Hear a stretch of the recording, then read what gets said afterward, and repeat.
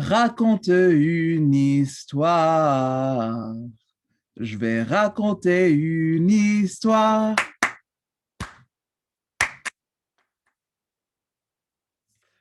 Aujourd'hui, je vais vous raconter l'histoire de Pierre le lapin. N'oubliez pas de vous inscrire à ma chaîne, d'aimer la vidéo, de me dire vos commentaires ici et de partager ces vidéos avec d'autres personnes. Don't forget to subscribe to my channel for more French content, to like this video, to write a comment here below, and to share this video. Merci.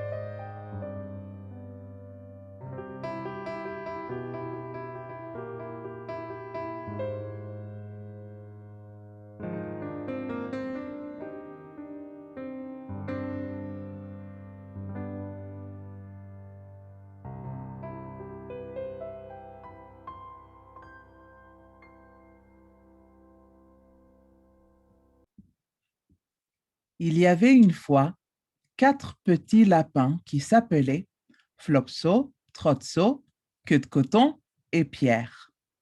Ils demeuraient avec leur mère dans un terrier sablonneux creusé sous les racines d'un très gros sapin. Aujourd'hui, mes chéris, dit Mère Lapin, je vous permets d'aller dans les champs ou de descendre le sentier, mais n'entrez pas dans le jardin de Monsieur MacGregor. Un accident affreux arriva à votre pauvre père dans ce maudit jardin. Il fut attrapé et mis en pâté par Madame MacGregor. Maintenant, sauvez-vous et ne faites pas de bêtises. Moi, je vais aux provisions. Mère Lapin prend son panier et son parapluie. Elle traverse le bois et s'en va chez le boulanger acheter une miche de pain et 5 brioches.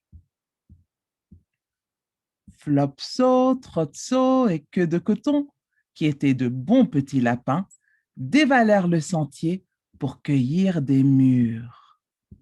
Mais Pierre, qui était très espiègle, courut tout droit au jardin de Monsieur MacGregor et s'aplatit pour se faufiler sous la barrière. Le jardin de Monsieur MacGregor est rempli de légumes, des légumes frais, verts, exquis. Pierre n'en a jamais vu autant. Il mange des haricots, il mange des laitues, enfin, il mange des radis. C'est un peu dur, les radis, mais si appétissant. Pierre en mange trop, il se sent mal au cœur. Si seulement je trouvais un peu de persil, se dit-il. C'est très recommandé le persil en cas d'indigestion. Point de persil. Il ne trouve que des concombres. Mais qui donc est là, au tournant du châssis? C'est Monsieur McGregor! Monsieur McGregor est à quatre pattes, en train de planter des choux. Il se lève d'un bond, saisit un râteau et s'élance à la poursuite de Pierre en criant à tue-tête: Au voleur! Au voleur! Pierre est mort de peur et il bondit au travers du jardin, perd son chemin et ne peut retrouver la barrière. Un de ses sabots reste parmi les choux-fleurs. Il égare l'autre au milieu des pommes de terre. Un lapin court mieux, pieds nus, et certainement beaucoup plus vite. Par malheur, Pierre rencontre un grosaillier recouvert d'un filet.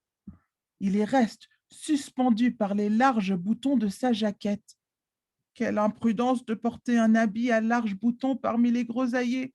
C'était une jaquette bleue, toute neuve, avec des boutons dorés. Pierre se crut perdu et fondit en larmes. De bons moineaux entendirent ses sanglots et volèrent à son secours. Du courage, petit lapin, ôtez votre habit, vite, vite, dépêchez-vous, voici Monsieur McGregor. Monsieur McGregor arrivait avec un tamis. Il voulait le lancer sur le dos du lapin. Pierre se tortilla si bien qu'il put se sauver à temps en laissant sa jaquette accrochée au filet. Il bondit vers une cabane dans laquelle M. McGregor rangeait les objets nécessaires au jardinage. Pierre aperçoit un arrosoir, il s'y précipite. C'eût été une très bonne cachette. Malheureusement, il y avait de l'eau dedans. M. McGregor avait bien vu Pierre entrer dans la cabane aux outils. Il se sera caché sous un pot de fleurs, se dit-il. Il soulève chaque pot avec précaution, espérant saisir le lapin. Atchoum! Atchoum! Fait Pierre dans son arrosoir, car l'eau est assez froide.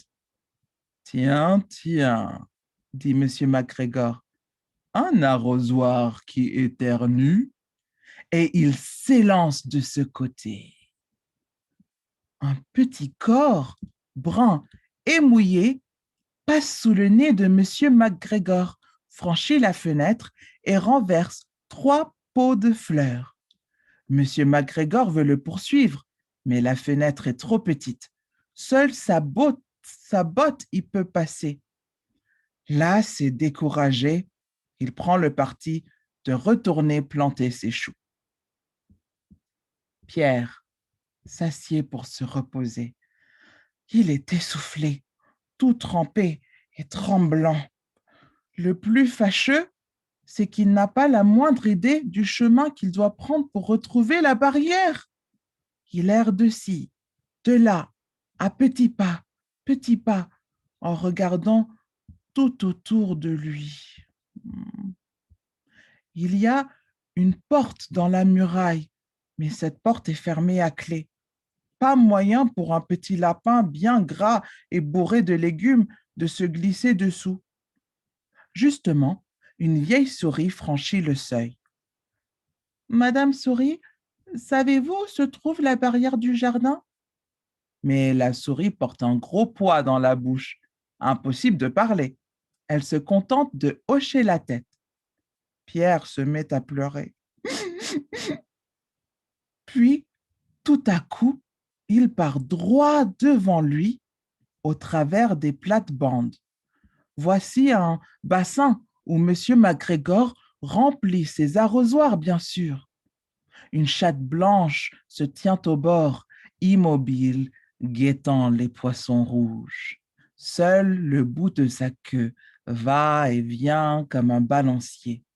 La chatte n'a point vu Pierre. Ce qu'il y a de mieux à faire, pense-t-il, c'est de s'éloigner sans rien dire. Mon cousin Jeannot m'a fort mal parlé des chats. Il revient sur ses pas au travers des légumes. Rien ne tente qu'on a bien mangé et qu'on a perdu son chemin. Mais quel est ce bruit? Srou, srou, srou. Impossible de voir, les choux sont trop hauts. Pierre saute sur une brouette. Ciel! Encore Monsieur MacGregor. Il ratisse les oignons, mais derrière son dos, voici enfin la porte. Pierre descend doucement de la brouette, puis détale à toutes jambes le long des cassis. Il faut passer tout près de Monsieur MacGregor, qu'il a vu, mais tant pis, car voici la barrière. Il y touche, la voilà franchie. Maintenant, il est en sûreté dans le bois. Monsieur MacGregor ramasse la petite jaquette et les sabots pour en faire un épouvantail. Mais les oiseaux les reconnaissent et n'en ont point peur. Pierre court sans se retourner jusqu'à son terrier creusé sous le gros sapin. Il se laisse tomber sur le sable doux et ferme les yeux. Mère Lapin est là, qui fait la cuisine. Hé petit, qu'as-tu fait de ta jaquette et de tes sabots? Pas de réponse. Pierre est endormi. Son sommeil est agité. Il dresse les oreilles et il sursaute. Sans doute, il rêve qu'il court encore. Mère Lapin est fort mécontente. C'est la seconde fois en 15 jours qu'il perd sa jaquette et ses sabots. Hélas, Pierre fut malade toute la soirée. Sa mère le mit au lit et lui fit prendre de la camomille. Une cuillerée à bouche avant de dormir. C'est très amer, mais fort digestif. Flopso, Trotso et Queue de Coton eurent du pain, du lait et de bonnes mûres pour leur souper. La faim.